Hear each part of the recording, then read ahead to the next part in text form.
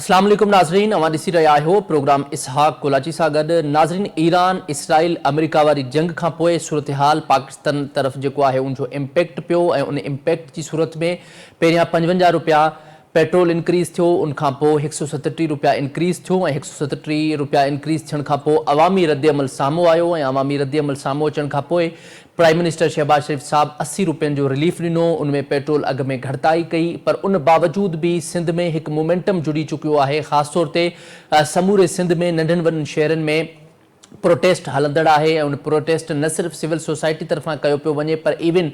वकील बिरादरी, कारोबारी बिरादरी ऐं उनखां अलावा सिविल सोसाइटी जा माण्हू पिणु उन प्रोटेस्ट में शरीक आहिनि। ऐं ख़ासि तौर ते पेट्रोल अघ ख़िलाफ़ जेका प्रोटेस्ट आहे उनमें अॼु वकील बिरादरी पारां सिंध हाई कोर्ट्स खां कराची प्रेस क्लब ताईं प्रोटेस्ट कयो वियो, त उनखां पोइ वरी बाद में हैदराबाद पारां जेको आल कन्वेंशन कोठायो वियो ऐं उनखां अलावा अॼु ख़ासि तौर ते जेकी एक्शन कमेटी आहे उन जो कन्वेंशन बि थियो ऐं उन हवाले सां फ़ैसिला कहिड़ा थिया उन ते पाण ॻाल्हि ॿोल कंदासूं। ऐं ॿिए तरफ़ अॼु वज़ीर आला सिंध सैयद मुराद अली शाह साहब जी सदारत हेठि इजलास थियो आहे ऐं उनखां अलावा कारोबारी बिरादरी जे वफ़्द जी पिणु मुलाक़ात थी आहे। उनमें काटी जो वफ़्द भी शामिल आहे, उनमें कराची चैम्बर ऑफ कॉमर्स जो भी शामिल आहे, उनमें ज्वेलर्स एसोसिएशन पारां भी शामिल आहे। मुख़्तलिफ़ जेके कारोबारी बिरादरियूं आहिनि उन्हनि जो वफ़्द सीएम सिंध मुराद अली शाह साहब सां मुलाक़ात कई आहे। हाणे ॾिसजे त ज़ाहिर आहे हिकु तरफ़ सूरत हाल जेका आहे उहा स्मार्ट लॉकडाउन तरफ़ वञे पई, पर उन हवाले सां जेके ख़बरूं हुयूं उन्हनि जी अॼु सीएम सिंध पारां पाण तरदीद कई वई त स्मार्ट लॉकडाउन नथो लॻे, पर इहो उनमें थी सघे थो डायरेक्शन्स इहे बि थी सघनि थियूं त कुझु टाइमिंग जे हवाले सां डेडलॉक सेट थिए या 8 बजे खां पोइ दुकान बाज़ारूं शॉप्स वग़ैरह आहिनि उहे बंदि थियनि। सॼी सूरत हाल ते पाण ॻाल्हि ॿोल कंदासीं। हींअर पाण खे प्रोग्राम में जॉइन कयो आहे अगोड़ा एक्स प्रेसिडेंट आहिनि काटी जा जुनेद नकी साहब। जुनेद नकी साहब, बहुत शुक्रिया आपका प्रोग्राम में टाइम देने के लिए। जी बहुत शुक्रिया। जुनेद साहब, आज आपकी मुलाकात भी हुई है सीएम सिंध मुराद अली शाह साहब से। उससे पहले हमने बात की थी अतीक मीर साहब से और उन्होंने एक बड़ी बात की थी कि अब कारोबारी बिरादरी के लिए जितना लॉस हुआ है इस सूरत हाल में इतना लॉस कभी नहीं हुआ। पहले भी हालात तो बड़े कशीदा थे, लेकिन अब इस सारी सूरत हाल के बाद कारोबारी बिरादरी जो है वो बड़ा उनके ऊपर इम्पैक्ट पड़ा है। तो हमें ये बताइएगा, आज आप ज़ाहिर है आपकी मुलाकात हुई है तो उसमें क्या आपकी बातें हुई हैं सीएम सिंध से, क्या उनकी डायरेक्शंस थी आपको, क्या वाकई में स्मार्ट लॉकडाउन होने का इम्कान है, या अगर स्मार्ट लॉकडाउन होता है तो ये कितना बड़ा इम्पैक्ट पड़ सकता है कारोबारी बिरादरी के लिए?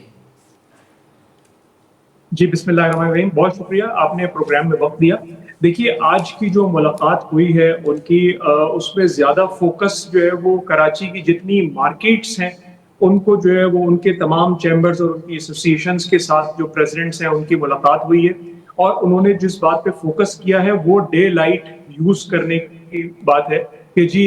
हमारे यहाँ जो रोज गुजरता दिन है उसमें हालात जो है वो कशीदा होते जा रहे हैं in terms of importing oils. वो जो बात हो रही थी कि जी 20 ऑयल के जो शिप्स हैं वो हुर्मुज से निकल के पाकिस्तानी फ्लैग्स और वो सिर्फ 2 जी उनको जो है वो बताया गया कि जी सिर्फ 2 ही जो है वो पाकिस्तान पहुंचे हैं। तो इस बात पे लोगों को तशवीश थी कि जी देखिए, हम न्यूज में ही चीजें पढ़ते हैं और ये देखते हैं कि हमारे पास फ्यूल सप्लाई आगे है कितनी। दूसरी बात एक की गई मीटिंग में वो ये थी कि ये बात हमारी समझ में नहीं आती कि जी और हमारे जो पड़ोसी मुल्क हैं उसमें किसी एक मुल्क में भी प्राइस इंक्रीज इतना नहीं हुआ जितना पाकिस्तान में हुआ है। तो यकीनन एक वीक इकोनॉमी की शक्ल है पाकिस्तान की, हमारे पास फॉरेन रिजर्व्स भी कम हैं और हम totally oil based import based country हैं। तो इस पे जो है ना वो अब हमें पता चल गया मर्ज क्या है, हमें इलाज की जरूरत है और इलाज जो सिंध हुकूमत है और वो संजीदा नजर आती है इसमें। और उन्होंने स्टेक होल्डर्स मीटिंग आज की भी है इसीलिए कि जी सबसे पहले तो आप डे लाइट का इस्तेमाल करें, क्योंकि दिन में दुकानें ज्यादा इस्तेमाल करेंगे तो रात में आपकी बिजली जो खर्च होती है वो यकीनन उस कई फीसद ज्यादा जो है वो बिजली खर्च होती है। नंबर 1 तो ये। नंबर 2 ये के साथ साथ उन्होंने इस बात पे जोर दिया है कि देखिए बहुत सारे बिजनेसेस हमने कोविड में देखे हैं ऐसे जिन्होंने फ्लरिश किया है, वो ग्रो हुए हैं और ई कॉमर्स का जो असल जो जिस्ट है वो हमें निकल के جو نظر آیا ہے وہ کووڈ میں ہی نظر آیا ہے. تو بہت سارے ایسے عوامل ہیں جن کو ہم اڈاپٹ کر سکتے ہیں اپنے کاروباری جو چیزیں ہیں ان کو چلانے کے لیے آن لائن اور کم جو ہے وہ توانائی یوز کر کے. تو یہ آج جو ہے وہ ایک سمجھ لیں کہ جی برین اسٹارمنگ والی میٹنگ بھی تھی اور اسٹیک ہولڈر ٹرسٹ گین والی میٹنگ بھی تھی جس میں بہت ساری اوپن ڈسکشن تھے. ہر مارکیٹ کا بھی ایک تھوڑا سا یہ ہے کہ لوگوں کا یہ تھا کہ جی ہمارے یہاں خریدار جو ہے وہ آتا ہی شام میں ہے. لوگوں جو بہت سارے ایسے ہیں جو آفس ورک سے نکلتے ہیں. تو اس بات پہ بھی انہوں نے دھیان دیا کہ جی دیکھیے ہاں کہ اگر ہم ان کو ٹائم پار کر دیں گے تو پھر لوگ جو ہے وہ خریدار آتا ہی ایسا ہے کہ جی اس کا آنے کا ٹائم ایسا ہوتا ہے مارکیٹ بند ہونے کا ٹائم ہو جاتا ہے. تو ان ساری چیزوں کو جو ہے وہ ابھی ایکسپلور کیا جا رہا ہے, ان کو سمجھا جا رہا ہے. یہ بڑی خوشائند بات ہے کہ سندھ گورنمنٹ اس بات کو سمجھ رہی ہے کہ لوگوں کے چیلنجز کیا ہیں, اور یہ وفاق کی طرف سے جو بم گرا دیا گیا ہے اچانک سے, اس کو اب تو ایکسپٹ کرنا ہے, اور اس کے علاوہ ہمارے پاس کوئی چارہ نہیں ہے. کوئی ابھی بدلتی صورتحال پیٹرول اور فیول پرائسز جو ڈیزل پرائس ہے جس کے لیے انڈسٹری, ہم نے تو آج بات جو کری ہے وہ تو انڈسٹری کی ہے جس میں ہمارا جو مین فیول ہے وہ تو ڈیزل ہے, اس میں تو کوئی کمی ہو ہی نہیں. تو اور ہمارا جتنا ڈسٹریبیوشن نیٹ ورک ہے, ٹرانسپورٹ ہے, گڈس ٹرانسپورٹ ہے, وہ سارا, اور جو ہمارے یہاں انڈسٹری میں خاص طور پہ کراچی کی جتنی انڈسٹری ہے وہ پانی خریدتی ہے ٹینکر سے, وہ ڈیزل. تو ہم نے ان کو اس کی آگہی بھی دی ہے.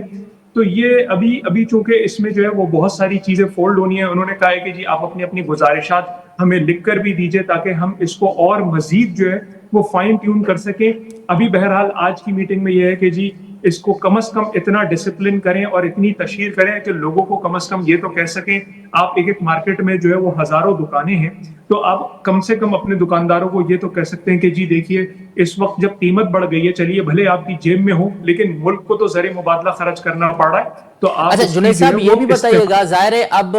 پیٹرول کی جیسے آپ نے بات کی, ظاہر ہے ایک تو پیٹرول بم گرا دیا گیا ہے, اس میں تو کوئی شک نہیں ہے, اور عالمی تناظر میں ہم دیکھیں تو یہ ایک بڑا ڈیفرنس ہے. دوسرے ممالک جو ہیں, ایون جو ہمارا ہمسایہ بھارت, ہم اپنے آپ کو کمپیریزن کرتے ہیں بھارت سے, بھارت نے ابھی تک 1 روپیہ بھی انکریز نہیں کیا, لیکن اس کے باوجود بھی ہمارے ہاں انکریز ہوتا جا رہا ہے. چلیں وہ تو ایک الگ میٹر ہے, لیکن اب سندھ سرکار ہو یا پنجاب حکومت ہو, انہوں نے ٹرانسپورٹس کے لیے اور خاص طور پہ جو موٹر بائکس چلاتے ہیں یا جو بڑی گاڑیاں چلاتے ہیں ان کے حوالے سے کچھ ریلیف دیا ہے, سبسڈی دی ہے. تو ظاہر ہے اب آج آپ کی بھی ملاقات ہوئی ہے, آپ کو کوئی اس حوالے سے کوئی سبسڈی مل رہی ہے ڈیزل کی بد میں, کچھ آپ کو بھی بینیفٹ ملے, کیونکہ جہاں پہ دیگر لوگوں کو بینیفٹس مل رہے ہیں تو وہاں پہ تو کاروباری برادری کو بھی ملنا چاہیے. سر دیکھیں, کاروباری برادری میں یہ جو آج کا سیگمنٹ تھا, میں نے آپ کو عرض کیا کہ یہ کراچی کی مارکیٹس کا تھا. انڈسٹری اس سیگمنٹ میں نہیں تھی, لیکن انہوں نے جو سبسڈی پہلے اناؤنس کی ہوئی ہیں اس کے اندر خاص طور پہ انہوں نے گڈس ٹرانسپورٹ پر بھی اور پبلک ٹرانسپورٹ انٹر سٹی اور انٹر پروونس اس کے اوپر بھی انہوں نے اناؤنس کی ہوئی ہے. ساتھ ساتھ انہوں نے موٹر سائیکلسٹ کے لیے بھی ایک سبسڈی دے دی ہے. اس میں ڈیفینیٹلی کچھ چیلنجز ہیں, جب یہ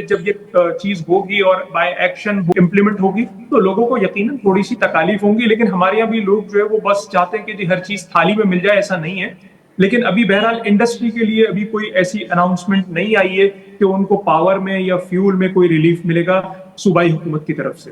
اچھا اس کے علاوہ ظاہر ہے اب یہ جو جنگ کا ہم ماحول دیکھ رہے ہیں, اب سچویشن آپ کے سامنے ہے, ظاہر ہے اب دیکھ رہے ہیں آپ ڈونلڈ ٹرمپ صاحب کے ٹویٹس ہو, اس کے باوجود بھی ہمیں یہ نہیں لگ رہا کہ اب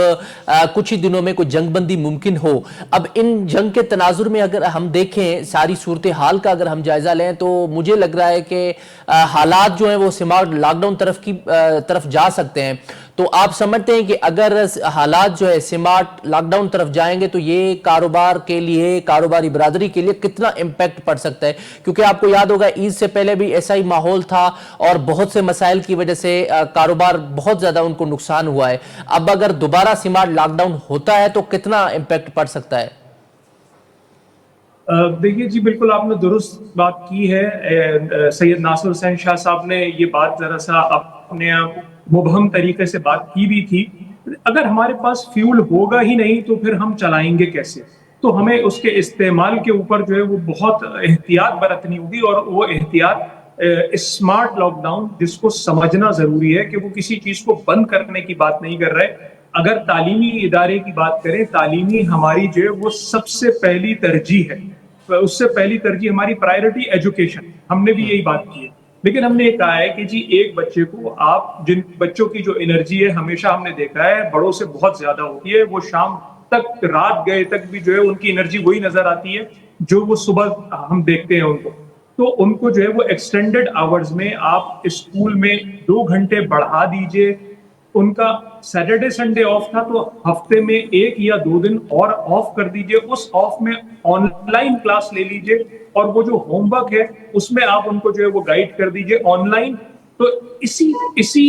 اسٹریکس, انہی لائنز اور انہی پیرامیٹرز, انہی اسٹینڈرڈز کے اوپر ہم نے اور چیزوں میں جن کاروبار میں جو ایسے کاروبار ہیں جو آن لائن ہو سکتے ہیں ان کو فروغ دیا جائے. اور یہ اسمارٹ لاک ڈاؤن تو دیکھیے ہمیں نظر آ رہا ہے, دنیا جو ہے وہ اس وقت ورلڈ ریسیشن, جو ماہرین بات کر رہے ہیں وہ ورلڈ ریسیشن کی بات کر رہے ہیں. اور میں ایز اے ٹیکسٹائل پلیئر میں دیکھتا بھی ہوں کہ جی ہمارے ہاں جو گارمنٹ اور فیبرک کے جو آرڈرز تھے ان کا جو ہے وہ اب کیا کہتے ہیں جو کنٹینیوٹی تھی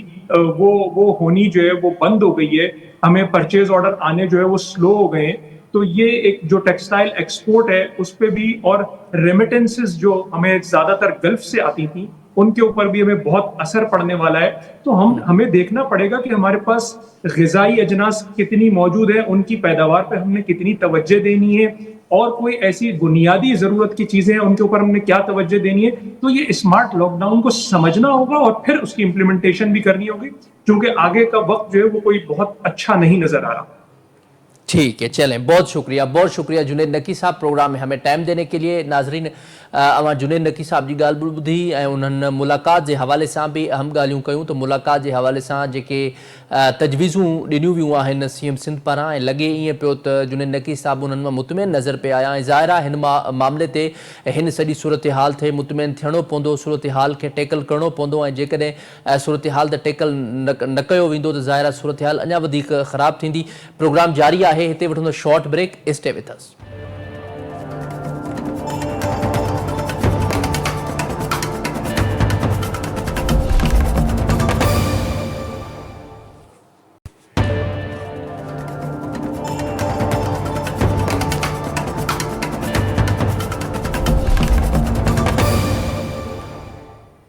वेलकम बैक. नाज़रीन, पाण ॻाल्हि ॿोल करे रहियो हुआसीं. सिंध जे मुख़्तलिफ़ शहरनि में एहतजाज जारी आहे, ऐं ख़ासि तौर ते उन में वकील बिरादरी जेको आहे सरे फ़हिरिस्त पाण खे नज़र अचे पई, छाकाणि त कराची में सिंध हाई कोर्ट खां कराची प्रेस क्लब ते प्रोटेस्ट कयो वियो, ऐं उन सां गॾोगॾु हैदराबाद में बि 2 ॾींहं पहिरियां प्रोटेस्ट कयो वियो. ऐं अॼु वरी ॿीहर कन्वेंशन थियो आहे आल सिंध लायर्स एक्शन कमेटी जो, ऐं आल सिंध लायर एक्शन कमेटी पारां तय कयो वियो आहे त 7 अप्रैल ते बि प्रोटेस्ट थींदो, 8 अप्रैल ते बि प्रोटेस्ट थींदो, उनखां अलावा 9 अप्रैल ते बि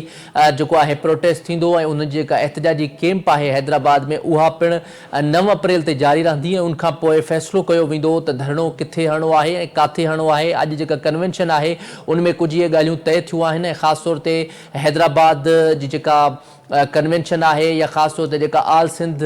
लायर सेक्शन कमेटी आहे, न सिर्फ़ु हिन पेट्रोल मामले ते बल्कि माज़ी में बि केनालनि जी तहरीक हुजे, जेके ॿिया अहम मामला हुजनि उन्हनि ते मुसलसल पाण खे ग्राउंड ते मौजूदु नज़र ईंदी आहे. ऐं अॼु पाण उन्हनि सां ॻाल्हि ॿोल कंदासीं त हीअ जेका पेट्रोल प्राइस आहे उन ख़िलाफ़ उन्हनि जो कन्वेंशन को ठाहियो वियो, ऐं उन हवाले सां उन्हनि जो प्रोटेस्ट बि आहे, त उन्हनि सां पाण ॻाल्हि ॿोल कंदासीं. हींअर पाण खे प्रोग्राम में जॉइन कयो आहे प्रोग्राम में जॉइन कयो आहे एडवोकेट इसरार हुसैन चांग साहब. इसरार हुसैन चांग साहब जेके आहिनि आल सिंध लायर सेक्शन कमेटी जा जनरल सेक्रेटरी आहिनि ऐं वकील अखबार में आहिनि. उन्हनि सां पाण ॻाल्हि ॿोल कंदासीं. Chang sahab, thank you very much for joining my show. सभ खां पहिरियां चांग साहब इहो ॿुधाइजो, ज़ाहिर आहे इन सॼी सूरत हाल में वफ़ाक़ी हुकूमत जेको लॉजिक ॾिए पई, जेको रीज़न ॾिए पई, उहो रीज़न बि इग्नोर नथो करे सघिजे. आलमी लेवल ते अव्हांखे ख़बर आहे जंग हलंदड़ आहे, ऐं उन जंग जे तनाज़ुर में तमामु घणो इम्पैक्ट पाकिस्तान ते पइजे थो, ऐं उन बावजूद भी वकील बिरादरी जेका है प्रोटेस्ट तरफ वने पई. अवां इन सॼी सूरत हाल के कीअं पे ॾिसो? अदा वॾी महिरबानी तव्हांजी. मां सम्झां थो त वफ़ाक़ी गवर्नमेंट जेके भी बहाना करे पई, असल में असां जी जेका हुकूमतूं आहिनि या उन जा नुमाइंदा आहिनि या हुक्मरान तबिको जेको आहे उन्हनि खे हर शइ में पंहिंजो मफ़ाद ऐं पैदागीर क़िस्म जा माण्हू ही थी विया आहिनि. इन्हनि खे हर शइ में मुनाफ़ो ई मुनाफ़ो नज़र अचे थो। जंग दुनिया जे कंहिं बि खिते में थिए, कंहिं बि मुल्क में थिए, उते दुनिया जा मुल्क जिन में जंग हले थी पई उहे पंहिंजे माण्हुनि खे अवाम खे रिलीफ ॾियण जी कोशिशि कनि था पिया त जंगी हालतूं आहिनि त अवाम खे रिलीफ ॾिजे जीअं उन्हनि खे तकलीफ़ खां बचाए सघिजे। असां वटि हिते पुरअमन माहौल लॻो पियो आहे, अहिड़े क़िस्म जी जंग ज़ाहिर आहे उन जा असरात त ज़रूरु पूरे खिते ते पूरी दुनिया ते पवनि था, पर अवाम खे रिलीफ ॾिबो आहे न। ही बजाए हलो चलो अवामी जेका आलमी मार्केट आहे उन में जेके तेल जा अघु वधिया, तव्हां उन जे मुताबिक़ जेतिरो बि रेट थिए थो उहो तक़रीबन 254 रुपया थिए थो, तव्हां ओतिरी क़ीमत रखी छॾियो, पर उन ते तव्हां खामखा जा टैक्स भरी IMF जे चवण ते या पंहिंजूं जाइदादूं जेके दुबई ऐं ॿियनि मुल्कनि में तव्हांजूं आहिनि उहे बचाइण जे लाइ अहिड़े क़िस्म जूं शयूं कयो, अवाम जो रत चूसियो, इहा ॻाल्हि कम अज़ कम जेका सिंध जी वकला बिरादरी आहे या पाकिस्तान जो अवाम आहे उहो कॾहिं बि बर्दाश्त न कंदो। अच्छा चांद साहब, पर इहो वॾो अहम सवाल न आहे त ज़ाहिर आहे हिकु तरफ़ जेका पेट्रोल प्राइस इंक्रीज़ थी आहे समूरे पाकिस्तान में थी आहे, जेके प्रोटेस्ट थियनि पिया उहे सिर्फ़ु सिंध में थियनि पिया, ॿियनि कंहिं सूबे में न पिया थियनि, ज़ाहिर आहे इहो हिकिड़ो इम्पैक्ट नथो पए त सिंध जा आख़िर वफ़ाक़ी सरकार वरी इहो लॉजिक ॾींदी त भई अगरि पेट्रोल वधे थो इंक्रीज़ थिए थो त सिर्फ़ु सिंध जा माण्हू एतिजाज छो था कनि, ॿिया बि त करे सघनि था, पेट्रोल त सभिनि लाइ महांगो थियो आहे। अदा ॾिसो, असां जॾहिं तकलीफ़ में हूंदासीं, जेकॾहिं असांखे जिस्म जे उज़वे में धक लॻंदो या तकलीफ़ थींदी या सूर हूंदो त असां पंहिंजी रड़ कंदासीं या असां इहो ॾिसंदासीं त हाणे ॿिए माण्हू खे धक लॻो आहे उहो छो नथो रड़ करे, उहो उन्हनि जो पंहिंजो कमु आहे। नंबर 1 इहो। नंबर 2 इहा ॻाल्हि त सिंध में जेका सूरत हाल पैदा कई वई आहे, जेका बदमनी, जेका महांगाई या जेके माफ़ियाऊं मुख़्तलिफ़ क़िस्म जूं सिंध में सरगर्म आहिनि या अवामी रिलीफ, जीअं तव्हां ॾिसो पंजाब में पंजाब हुकूमत मुख़्तलिफ़ तरीक़नि सां पंहिंजे अवाम खे रिलीफ ॾियण जी कोशिशि करे पई, वफ़ाक़ी हुकूमत जेके इस्लामाबाद में वफ़ाक़ी टेरिटरी में माण्हू रहनि था उन्हनि जे लाइ किराया फ्री करणु या अहिड़े क़िस्म जूं मुख़्तलिफ़ सहूलियतूं जेके बि नाकाफ़ी आहिनि, असां कोन था इहो चऊं त उहे काफ़ी आहिनि, पर कुझु न कुझु पोइ बि कनि थियूं। हिते सिंध में सूरत हाल त गवर्नेंस जी हुजे, बेरोज़गारी जी हुजे, ॿिया मामला हुजनि, हर हवाले सां अमन अमान जी सूरत हाल हुजे, असांखे रुगो तकलीफ़ूं ई तकलीफ़ूं आहिनि। हाणे इहो थोरो घणो जेको माण्हू पंहिंजी रोज़ी रोटी जे लाइ वञे पियो, मज़दूरी करे पियो, ॿिया मामला करे पियो या कारोबार थोरो घणो जेको करे पियो या नौकिरी पेशा माण्हू गुज़र सफ़र कनि पिया, इन्हनि सभिनी तकलीफ़ुनि जे बावजूदि हाणे तव्हां उन्हनि जे मथां पेट्रोल बंदि किराए उन्हनि खां उहो जेको जीअण जो हक़ आहे उहो बि खसण जी कोशिशि कयो, त इहा ॻाल्हि बर्दाश्त करण जोगी कोन्हे। इहो को बि उज़ुर कोन्हे त जेकॾहिं कंहिं सूबे में आवाज़ु नथो थिए, मुंहिंजे ख़्याल में त पूरे मुल्क में पोइ किथे थोरो किथे वधीक हर जॻह ते हिन जे ख़िलाफ़ प्रोटेस्ट बि थियनि पिया, ऐं ही जेका सूरत हाल आहे मुंहिंजी नज़र में हिकिड़ी तहरीक खे जनम ॾेई रही आहे। नंढनि ॻोठनि में, शहरनि में, वाण बस्तियुनि में, मुख़्तलिफ़ सूबनि में तव्हां ॾिसो थी सूरत हाल अहिड़ी जनम वठे पई जेका कुझु ॾींहंनि जे अंदरि वाज़े थींदो जॾहिं उन पेट्रोल जी वधंदड़ क़ीमतुनि जा असर आम माण्हू ते पवणु शुरू थींदा, जॾहिं अटो महांगो थींदो, खंडु महांगी थींदी, ॿियूं खाधे पीते जूं शयूं महांगियूं थींदियूं, दवाऊं महांगियूं थींदियूं, पोइ माण्हू अञा वधीक उन शइ खे रियलाइज़ कंदा ऐं पोइ ॾिसजो ही कीअं तहरीक सूरत में हिकिड़ो वॾो तूफ़ान हुकूमत जे लाइ अचे थो। अच्छा, इहो बि ॿुधाइजो चांद साहब, ज़ाहिर आहे हींअर सॼी सूरत हाल अव्हां जे साम्हूं आहे ऐं अॼु जेका अव्हां जो कन्वेंशन कोठायो वियो आहे अव्हां पारां, ऐं उन कन्वेंशन में कहिड़ा जेके एजेंडाज़ आहिनि उहे शामिल आहिनि, ऐं जेकॾहिं पेट्रोल प्राइस ज़ाहिर आहे उन में अव्हां 72 कलाकनि जो अल्टीमेटम ॾिनो आहे, ऐं जेकॾहिं 72 कलाकनि में हुकूमत प्राइस घटि नथी करे पेट्रोल जी, त पोइ अव्हां जो अॻिते लाहेअमल छा हूंदो? अदा असांजी क्लियर कट लाहेअमल आहे त ही असां तहरीक जो आगाज़ कयो आहे, असां गवर्नमेंट खे अल्टीमेटम ॾिनो आहे त इहो लॉलीपॉप न त तव्हां 200 रुपया वधाए पोइ वरी 70-80 रुपया घटि करे छॾियो, मुकमल तौर ते जेके बि वधायल क़ीमतूं आहिनि रीज़नेबल जेको आलमी मंडी जे हिसाब सां क़ीमत थिए थी पेट्रोल डीज़ल ऐं ॿियनि मसूआत जी उहा रखी वञे, ऐं इहे जेके खामखा जा टैक्स तव्हां लेवीज़ भरिया आहिनि इहे ख़तमु कया वञनि। उन सिलसिले में 2 ॾींहंनि खां हैदर चौक हैदराबाद जे अंदरि लायर सेक्शन कमेटी जे पारां कैंप क़ाइमु कई वई आहे। कल्ह असांजी मशल बरदार रैली बि हुई। अॼु जेको all Sindh lawyer section committee पारां कन्वेंशन कोठायल हुयो हाईकोर्ट बार हैदराबाद जे अंदरि, उन में इहे फ़ैसिला कया विया आहिनि त असांजी इहा कैंप जेका आहे इहा जारी रहंदी ऐं उनखे असां राब्ता मुहिम तौरु इस्तेमालु कंदासीं ऐं उन सां जे ज़रिए असां जेके सियासी समाजी दूरियूं आहिनि उन्हनि सां, जेके कारोबारी हज़रात आहिनि या जेके मुख़्तलिफ़ नंढियूं वॾियूं यूनियन्स आहिनि या ज़िंदगी जा जेके मुख़्तलिफ़ तबका आहिनि, शागिर्द आहिनि, उस्ताद आहिनि, डॉक्टर्स आहिनि, ॿिया जेके माण्हू आहिनि उन्हनि सभिनी सां राब्ता बि कंदासूं ऐं सुभाणे असां हिकिड़ो शार्ट मार्च जेको आहे उहो हैदर चौक हैदराबाद खां तिलक चाड़ी खां पोइ रेशम गली मां थींदो वापसि हैदर चौक ताईं जेको आहे उहो खणी ईंदासूं ऐं अरबा जे ॾींहुं असां कॉल ॾिनी आहे त सॼी सिंध जे ॿारनि जे अंदरि जेके बि डिस्ट्रिक्ट बार एसोसिएशन आहिनि उन्हनि में 11 बजे प्रोटेस्ट कयो वञे ऐं हुतां पोइ रैलियूं कढी जेके मुख़्तलिफ़ ज़िलनि में प्रेस क्लब्स आहिनि कंसर्न शहरनि में उते उहो मुज़ाहिरो कयो वञे। उन सां गॾोगॾु असां पंहिंजी सिंध जे सभिनी ॿारनि जा दौरा कंदासूं, उन्हनि जे अॻवाननि सां राब्ता कंदासूं, उन्हनि खे मुतहरिक कंदासूं, सियासी समाजी धुरनि सां बि राब्ता कंदासूं, सभिनी माण्हुनि सां राब्ता कंदासूं ऐं उन सिलसिले में असां ख़मीस जे ॾींहुं 9 तारीख़ ते जेको आहे उहो हैदर चौक ते 5 बजे असां हिकिड़ो वॾे अवामी मेड़। अच्छा चांग साहब, उनमें ज़ाहिरा वकील जेके प्रोटेस्ट कनि था पिया या वकीलनि जो जेको सिंध जे वकीलनि जो जेको रोल आहे, ॿ ॻाल्हियूं आहिनि उनमें। हिकु त 2 ग्रुप्स आहिनि, अव्हांखे ख़बर आहे। हिकिड़ो उहो ग्रुप आहे वकील बिरादरी जो जेको हुकूमती मौक़फ़ खे हमेशह उन सां इतफ़ाक़ करे थो पियो। हिकिड़ो उहो ग्रुप आहे जेको हुकूमती मौक़फ़ खे नथो मञे, उनमें तरमीमुनि जो मामिलो हुजे, उनमें ॿिया कहिड़ा ई एतिरा मामला आहिनि जिन्हनि में उन्हनि जो इख़्तिलाफ़ रहे थो पियो। पर हींअर ज़ाहिरा जेका पेट्रोल प्राइस इंक्रीज़ थी आहे उहा बि वफ़ाक़ी हुकूमत पारां कई वई आहे ऐं पीपल्स पार्टी वफ़ाक़ी हुकूमत जो ज़ाहिरा सपोर्टिंग पार्टनर आहे। ऐं अव्हां उनमें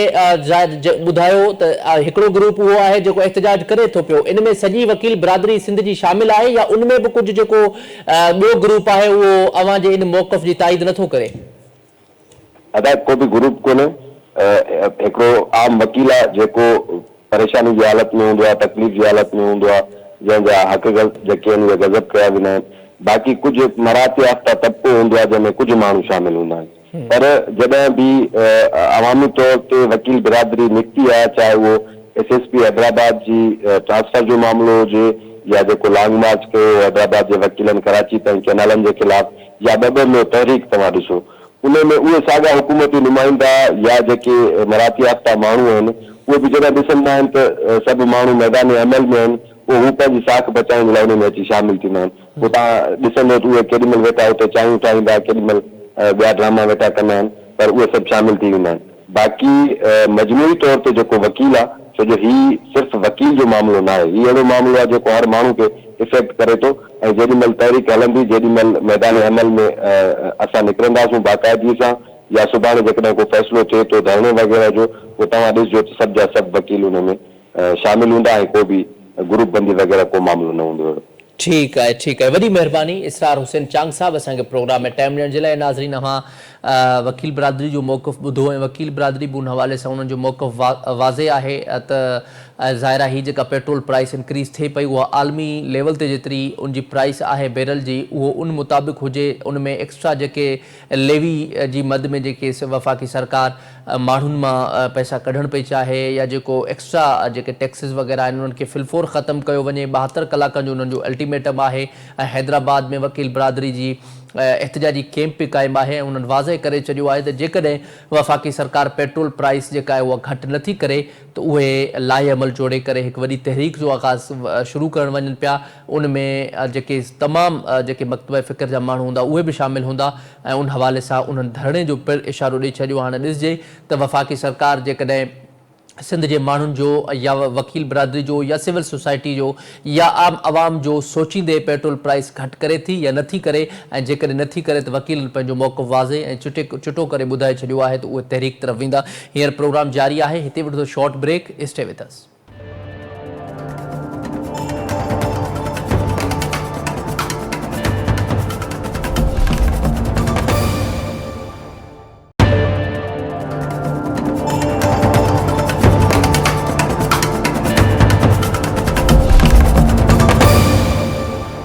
वेलकम बैक नाज़रीन, प्रोग्राम में अव्हांखे हिकु दफ़ो ॿीहर भली कार चऊं था। पाण ॻाल्हि ॿोल करे रहियोसीं पेट्रोल जे अघनि ख़िलाफ़ समूरे सिंध में सरापा एहतजाज बणियल आहिनि। न सिर्फ़ु उनमें सिविल सोसाइटी पर के उन सां गॾोगॾु वकील बिरादरी, सिविल सोसाइटी, शहरी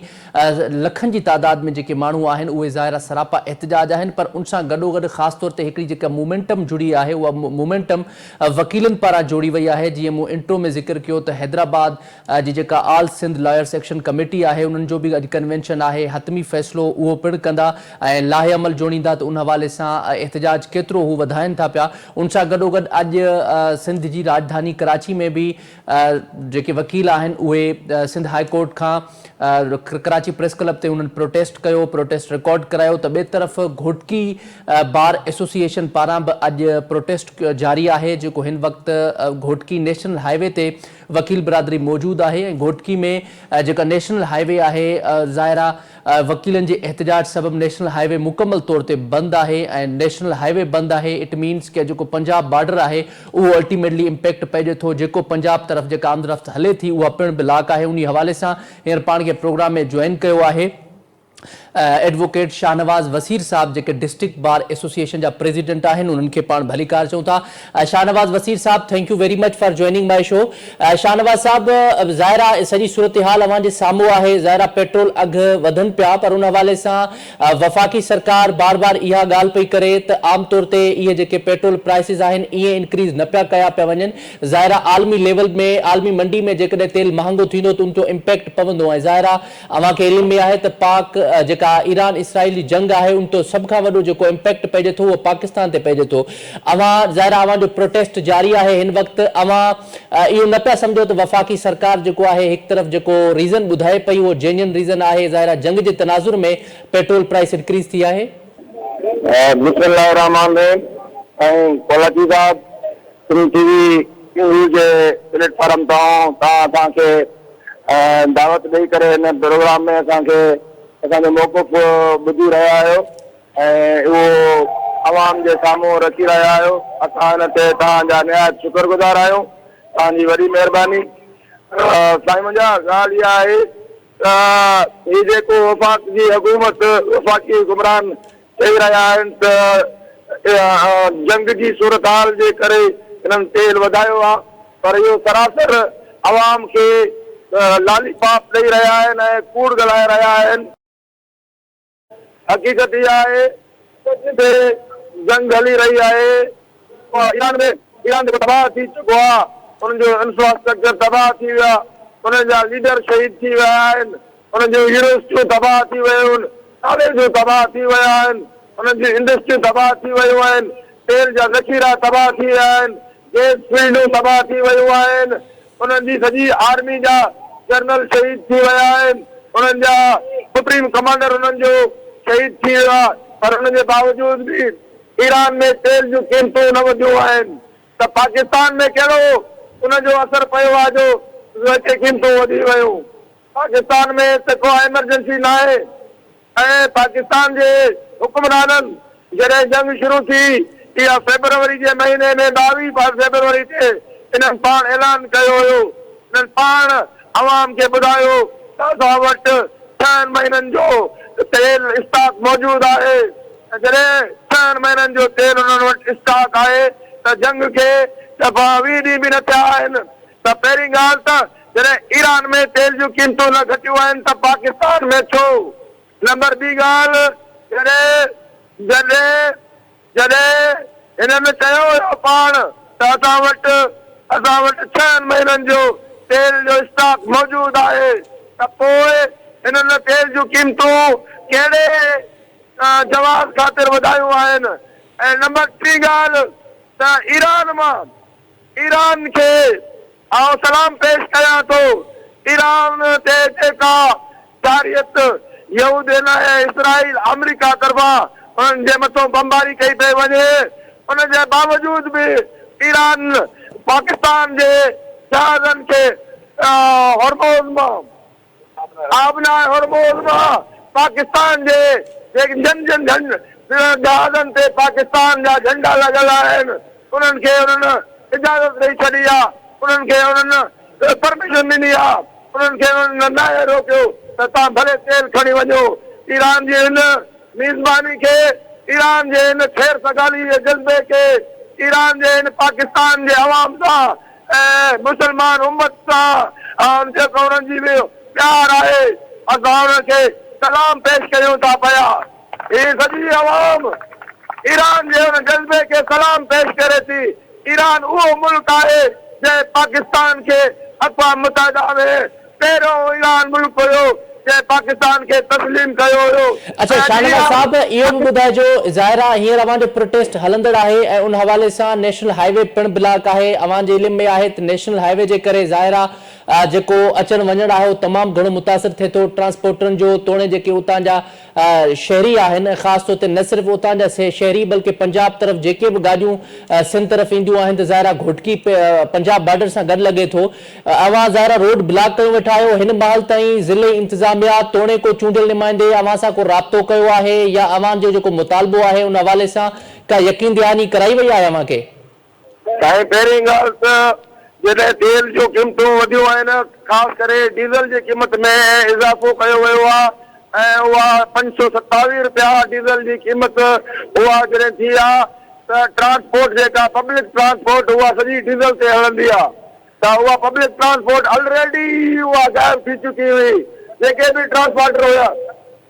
60% उन्हनि किरायो वधायो पर माण्हू उहे किरायो बर्दाश्त न पिया करे सघनि तंहिंजे करे उन्हनि जा ख़र्चा पूरा न पिया थियनि उहे जेके पब्लिक ट्रांसपोर्ट हुयूं बसूं हुयूं ट्रकूं ट्राला उन्हनि ऑलरेडी अॻु में पंहिंजो उन्हनि खे किथे जेको आहे सो करे छॾियो हुयो ब्लॉक करे छॾियो हुयो पंहिंजे अॾनि ते ऐं हींअर बि का बि हेवी ट्रांसपोर्ट जेका आहे सा उहा कोन पई हले ऐं जेका हले पई उहा बि ट्रांसपोर्ट जा जेके अॻुवान आहिनि ट्रांसपोर्टर ख़ुदि जेके आहिनि उहे रज़ाकाराना तौर ते असां कंहिं बि ट्रांसपोर्टर खे न रोकियो उन्हनि पाण रज़ाकाराना तौर ते इहो फ़ैसिलो कयो आहे त जेसिताईं तेल जूं क़ीमतूं बंदि न थींदियूं असां हू बि ॿियनि जायुनि ते बीहूं था हिते बि असां बीह रहंदासीं हिते ई ट्रांसपोर्टर पाण रज़ाकाराना तौर ते बीठा आहिनि असां सिर्फ़ु उन्हनि जी असां मेज़बानी कयूं था ऐं ज़िले हुकूमत तरफ़ां असां न कंहिं बि क़िस्म जो न को राब्तो कयो वियो आहे न त अञा असांखे धमकियूं ॾिनियूं वियूं आहिनि त जेकॾहिं तव्हां रोड ब्लॉक बंदि जेको करे वेठा आहियो इहो न खोलियो वियो त तव्हांजे मथां केस दाख़िल कया वेंदा असां हुननि खे ॿुधाइण था चाहियूं त असां अवाम सां गॾु आहियूं तव्हांखे जेके केस दाख़िल करणा आहिनि असां हिन अवाम सां जीअण मरण असांजो गॾु आहे असां हिन अवाम खे अच्छा शाहनवाज साहब इहो बि ॿुधाइजो ज़ाहिर आहे ही सॼी सूरत हाल अवां जे साम्हूं आहे पर आख़िर में इहो अवां खां पुछणु चाहींदासीं त ज़ाहिर आहे ही सॼी सूरत हाल के बाद जीअं अवां ॻाल्हि कयो अवां खे धमकियूं बि मिलनि थियूं पियूं ज़ाहिर आहे जेकॾहिं अवां सां हिन महिल ताईं को राब्तो न कयो आहे अवां सां कंहिं वकील बिरादरी ज़ाहिर आहे कराची में जेके प्रोटेस्ट थिया आहिनि कराची में बि थिया आहिनि हैदराबाद में बि all Sindh lawyers action committee जेका आहे उहा बि उन्हनि जो बि हिकिड़ो कन्वेंशन जारी आहे अवां उन्हनि सां गॾिजी करे कराची या हैदराबाद में प्रोटेस्ट नथा करे सघो जेकॾहिं घोटकी खे छॾे करे तव्हां उते उन्हनि सां गॾिजी कयो छाकाणि त कराची में बि प्रोटेस्ट थियो आहे हैदराबाद में बि प्रोटेस्ट थियो आहे अवां उन्हनि सां गॾिजी कयो छाकाणि त घोटकी में जेकॾहिं प्रोटेस्ट थिए थो ऐं नेशनल हाईवे जेको आहे उहो ब्लॉक थिए थो उन सां तमामु घणो इम्पैक्ट पवंदो न सिर्फ़ु सिंध जे माण्हुनि जे लाइ बल्कि पंजाब जे वासियुनि लाइ बि तव्हांखे मां ॿुधाईंदो हलां त असां पाकिस्तान जे सिर्फ घोटकी में न पर पाकिस्तान जे हर इलाइक़े में हर सूबे में जेके वकील आहिनि उहे सारे कोर्टनि में उहे पंहिंजे अवाम सां गॾु निकितल आहिनि हर शहर में हर ज़िले में हर इलाइक़े में वकीलनि पंहिंजी जायुनि ते उहे धरना हया आहिनि रोड ब्लॉक कयो आहे उन सिलसिले में असां बि हिते रोड ब्लॉक कयो आहे ऐं कराची खां वधीक घोटकी ज़िलो जेको आहे उहो पाकिस्तान खे मईशी तौर ते पाकिस्तान के वधिक जेको आहे उहो इनकम ॾिए थो पियो पैदावार ॾिए थो पियो कराची खां बि वधीक घोटकी ज़िलो जंहिं त घोटकी ज़िले खे कंहिं बि क़िस्म जो को बि रिलीफ नथो मिले घोटकी में ज़िले जे अवाम ठीक आहे शाहनवाज वसीर साहब अवां जी वॾी महिरबानी प्रोग्राम में असांखे टाइम ॾियण जे लाइ नाज़रीन अवां ॻाल्हि ॿोल ॿुधी पाण ओवरऑल इन प्रोग्राम में सॼी सूरत हाल जो जाइज़ो वरितो त हिकु तरफ़ कारोबारी बिरादरी जी वफ़्द पारां मुलाक़ात थी आहे सीएम सिंध सैयद मुराद अली शाह साहब सां ऐं उन्हनि पारां ज़ाहिर इहो बि गौर वीचार आहे पॉसिबल बि आहे त स्मार्ट लॉकडाउन तरफ़ बि सूरत हाल वञी सघे थी पई पर सिंध सरकार एतमाद में वठे थी पई कारोबारी बिरादरी खे अॼु उन्हनि जी मुलाक़ात बि थी आहे ज़ाहिर उन में कुझु जेके डायरेक्शन्स हूंदियूं उन्हनि खे फॉलो बि करणो पवंदो छाकाणि त कुझु इहे तजवीज़ूं बि गौर हेठि आहिनि त जेके बाज़ारूं आहिनि या जेके शॉप्स आहिनि उहे 8 बजे ताईं बंदि रहनि, 8 बजे खां पोइ बंदि कया वेंदा या इन सॼी सूरत हाल ते बि तजवीज़ूं शामिल आहिनि। पर उन सां गॾोगॾु ॿिए तरफ़ जीअं पाण ॻाल्हि ॿोल कईसीं त आल Sindh lawyers action committee Hyderabad पारां बि कन्वेंशन कोठायो वियो आहे। उन हवाले सां बि जेको फ़ैसिलो थींदो उहो बि ख़बर पइजी त उन्हनि जी छा तहरीक आहे। त ॿिए तरफ़ अॼु कराची में बि प्रोटेस्ट थियो। ज़ाहिर आहे पेट्रोल अघु महांगो थियण सबबि समूरे सिंध में एहतजाज त जारी आहिनि, पर उन हवाले सां लॉजिकली इहो बि सम्झणु घुरिजे त ज़ाहिर आहे जेकॾहिं तेल आलमी लेवल ते महांगो थिए थो त ज़ाहिर आहे उहो इम्पैक्ट पवंदो पाकिस्तान ते। हिन जंग में न सिर्फ़ु हिन जंग जो नुक़सानु ईरान या अमेरिका या इसराइल खे थिए थो, समूरे ख़िते में इहो इन जो असरु पइजे थो। वधीक ॾिसिजे त जंग में केतिरी मुमकिन आहे। ओवरऑल पाण इन प्रोग्राम में ॻाल्हि ॿोल कईसूं। हींअर वक़्तु पंहिंजी पुॼाणी थो पहुचे। मूंखे इजाज़त ॾींदा, अल्लाह निगहबान।